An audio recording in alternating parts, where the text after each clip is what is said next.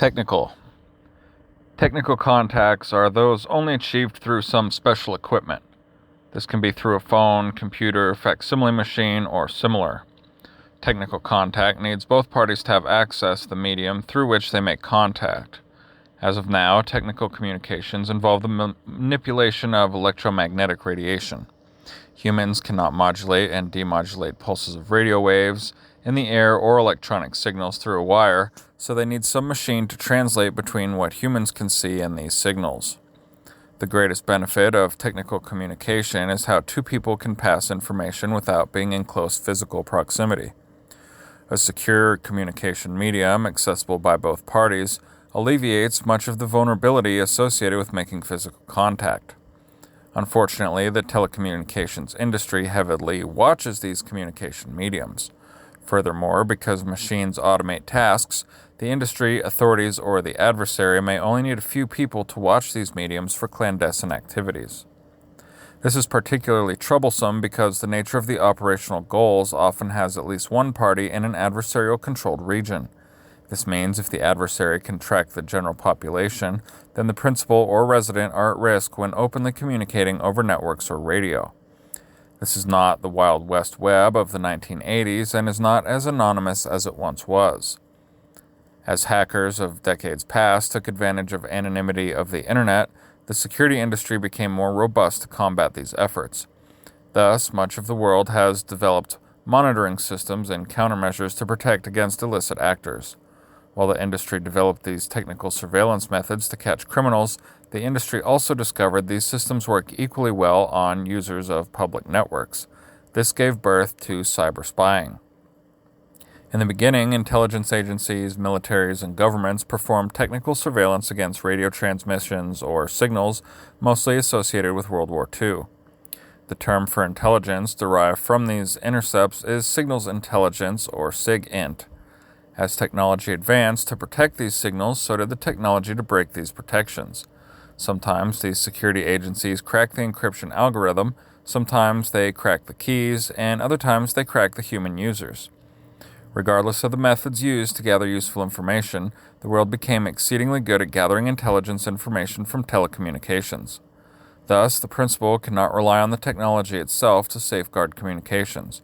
Instead, he must deceive the humans building and using the systems. Communications break down into a matrix where on one axis is secure and unsecure, and on the other axis is physical and virtual. Secure communications in the context of this chapter are those communications perceived meaningless to the adversary if intercepted, while unsecure communications are meaningful. Virtual and physical relate to the ability to send and receive communications with or without some technical augmentation.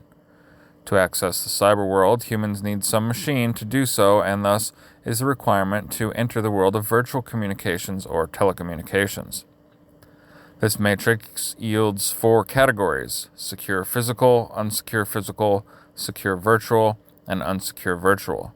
To put these into perspective, the other chapters discuss protecting unsecured physical contact in that if the adversary were at the meeting, they would obtain meaning information about the clandestine operation. This chapter will focus on the virtual aspect of communications, both secure and unsecure. An example of a secure physical contact, for those who are wondering, would be the use of a language unknown and inaccessible to the adversary, including brevity codes. The wonderful thing about technology, and smart people for that matter, is they turn things that are inaccessible to many into ubiquity.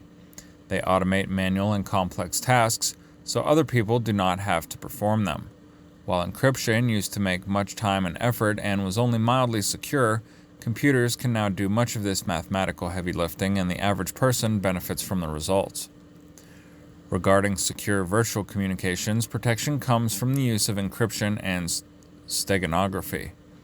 Encryption makes the message unreadable even if discovered, while steganography hides the message. With advanced technologies, anyone can set up technical surveillance and use tools to look for both encrypted messages and hidden messages. Encryption and steganography work in concert to ensure messages are secure. Encryption without steganography may result in seeing the transmission of encrypted data. Encrypted data has a very distinct pattern, and therefore machines can easily flag the communication for review.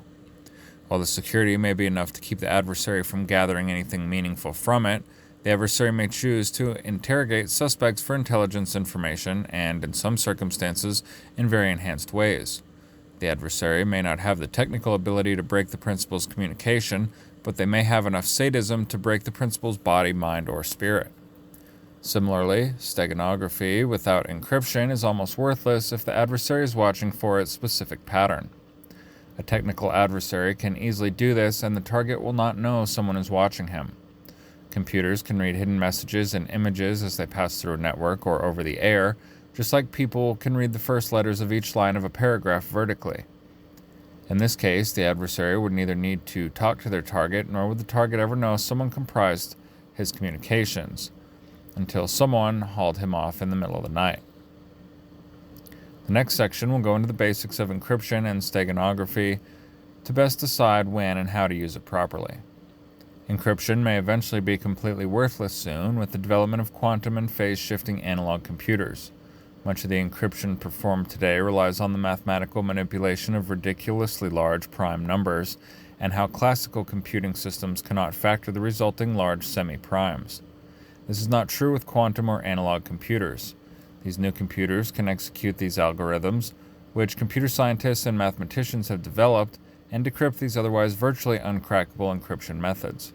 However, classic encryption is still a valuable tool because quantum and analog computing are still very new or expensive. As of this writing, the public is aware of only 2 quantum computers in existence, one of which some experts do not consider as a real quantum computer, and the phase-shifting memory analog computers are still theoretical. For these machines to decrypt communications, the sender or recipient would need to be the target of a very powerful government and very high on its priority list. For now, these machines will only decrypt other foreign government communications. There are other methods to ensure the messages stay secure. One of the oldest and mathematically proven to be impossible to crack is the one-time pad. The problem with the one-time pad is that it is only as secure as the method of delivering the key. Once the adversary obtains the key, then it can compromise the related message. If parties deliver the key over the internet, which uses SSL encryption, then the overall security is as secure as SSL. The reason one-time pads are not ubiquitous in telecommunications is because of the key distribution issue. For clandestine operations, parties physically deliver one-time pads occasionally in either a drop or face-to-face meeting. If the principal needs one-time pad level of encryption, then he should reconsider the operation. If the principal finds it to be useful, then he should study them, which is not complex at all. One-time pad encryption is quite an elegant and simple security solution. Regardless, this is outside the scope of this book, and this information is readily available through a plethora of other sources. Moving from the theoretical to the practical, most encryption methods, like those found in PGP, are enough to protect communications while conducting operations and for quite some time after. Therefore, the rest of this section discusses the more readily available technologies. First, a quick lesson in encryption. Encryption involves 3 parts: the plain text, the algorithm, and at least one key. The plain text is the readable message the sender wishes to send and therefore protects. If the adversary gets a hold of this, then it may compromise the operation. The algorithm is the logical or mathematical process in which the system turns something human-readable and valuable into something useless. It takes the inputs of the plain text and a key and turns it into what is known as the ciphertext. Then the decryption system takes the inputs of the ciphertext and key and returns the plain text. As the name suggests, the keys are what locks and unlocks the messages. Without keys, the ciphertext does not change or is impossible to decrypt. Being that classical computer systems are binary, everything is a series of bits or zeros and ones. At the basic level, everything has a numeric representation, whether it is text, photographs, videos, and so on. This means an encryption key can be anything digital and persistent. There are 2 primary manifestations of keys: single key and public-private key pairs. Single keys both encrypt and decrypt messages. They can be a string of alphanumeric text or a token. Example of a string would be a password or passphrase, and a token would be a file of random characters, a photograph, biometric data, or similar. Each have their own strengths and weaknesses. Passwords and passphrases are the weakest forms of protection for two primary reasons. Users usually restrict them to human-readable characters, and users tend to associate them personally. A higher bit count for characters strengthens the key because it forces the adversary to try that many more different combinations. Characters of 256 different options need more time to try one than characters of 100 options, keyboard. Humans are not good at remembering meaningless and randomized letters and numbers. A user often thinks up a password that has some element of meaning. Even if it is a random word selected out of a dictionary, the fact that it is a language the user knows is a vulnerability.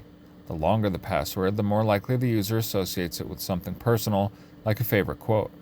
This is the weakness. An adversary can use custom dictionaries catered to their target personally to crack even the most secure passphrases. However, that would need a bit of human. Common cracking is trying various combinations of characters to guess the key. Without any intelligence, cracking can start with 0 and just increment into the vigilitons. Remember, everything has a numeric representation. However, incrementing like that can take millennia, even with the world's most powerful supercomputers or botnets. It would be wiser to use some forethought and try the more likely combinations first. For passwords, it may restrict first tries to words in human languages. That may still take quite some time, so the adversary may restrict the first tries to words, phrases, and combinations and character changes thereof, of favorite publications, events, persons, and so on in an attempt to crack the password. Cracking passwords is more associated with cracking a person instead of the method of encryption. If those attempts fail, the cracking attempt expands dictionaries for less personally known combinations.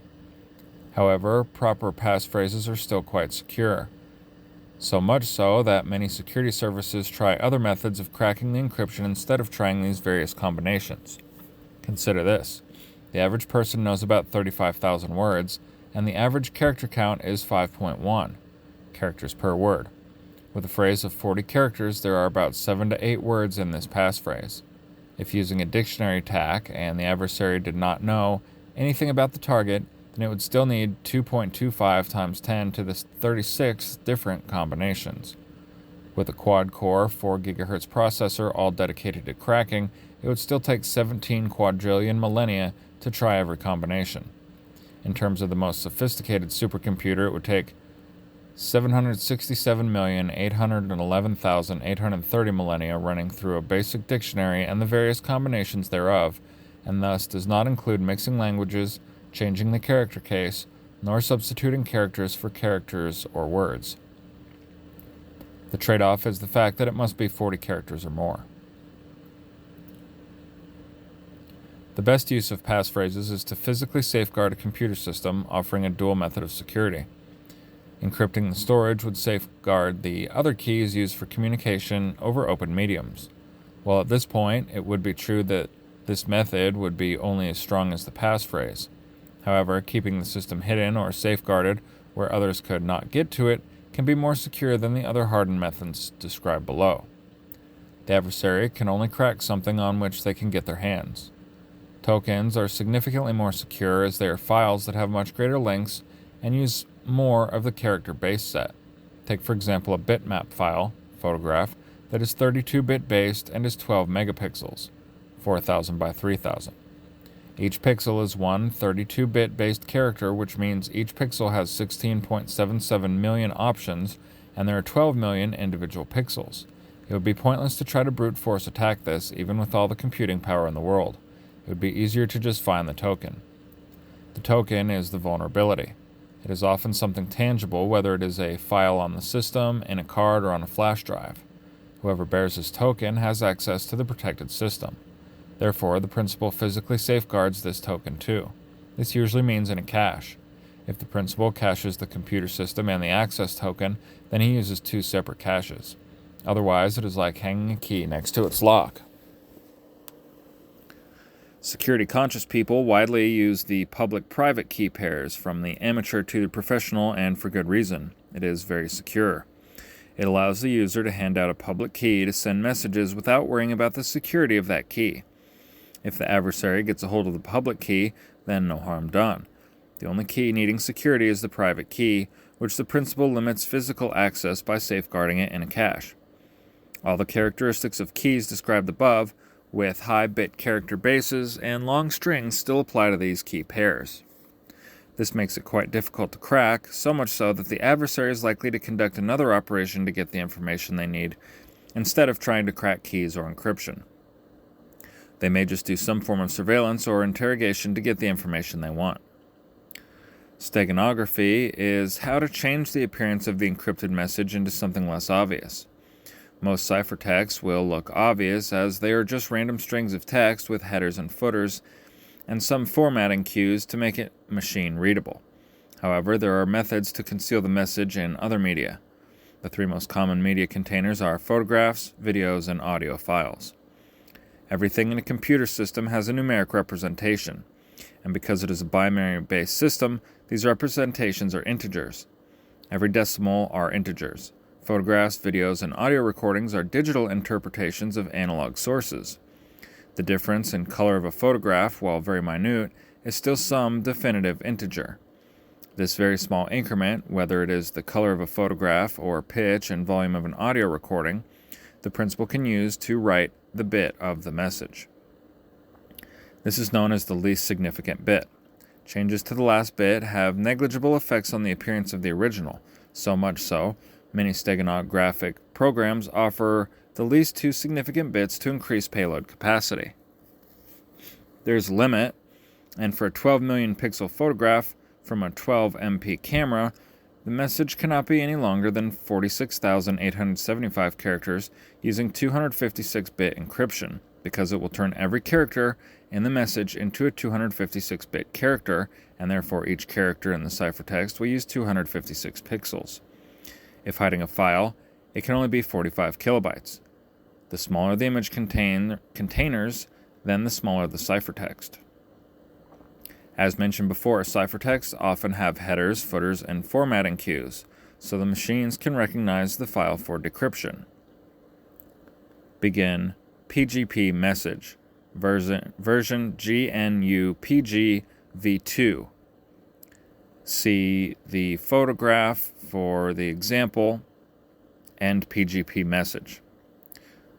Specially configured software can easily recognize this pattern. It has an obvious header and footer making the beginning and the end of the message. Each line is 45 characters long, after which there is a line break, and finally the ciphertext blocks ends with equals RKD6. If the principal embedded this message in a media container and passed it over an unsecured network, the adversary may flag this message for further investigation. To add another level of security, the principal may strip these headers, footers, and formatting from the ciphertext before embedding it into the container image. See photo for example. Now it just seems like a random string, and it may or may not be the natural state of legitimate media. However, the recipient must add these headers, footers, and formatting once he pulls the ciphertext from the image, so decryption software can recognize and decrypt it. There is an important warning with the above examples. These are all human-readable characters. Ciphertexts with 256-bit encryption have more options than there are human symbols. That is why opening a truly 256-bit encrypted file in a text editor will yield several blank boxes in the string.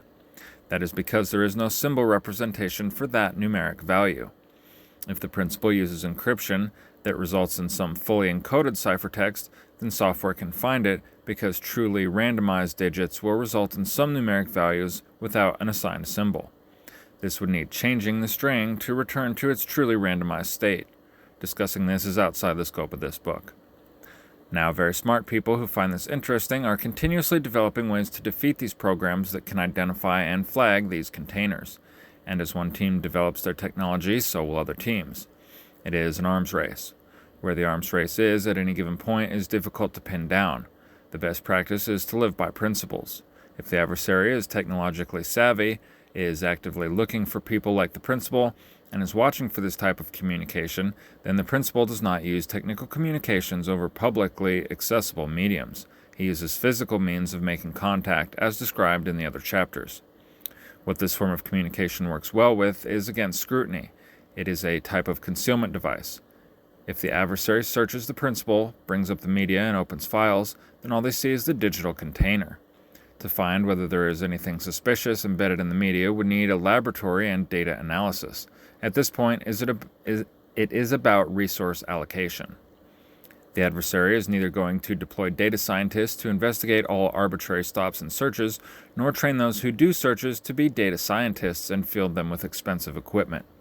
The adversary is going to rely on other indicators that will flag people as suspicious and then go through his stuff. If the principal can pass this first line of scrutiny, then he does not worry about cryptanalysis. Conversely, if the adversary is performing cryptanalysis on the principal's media, he has much bigger issues to worry about.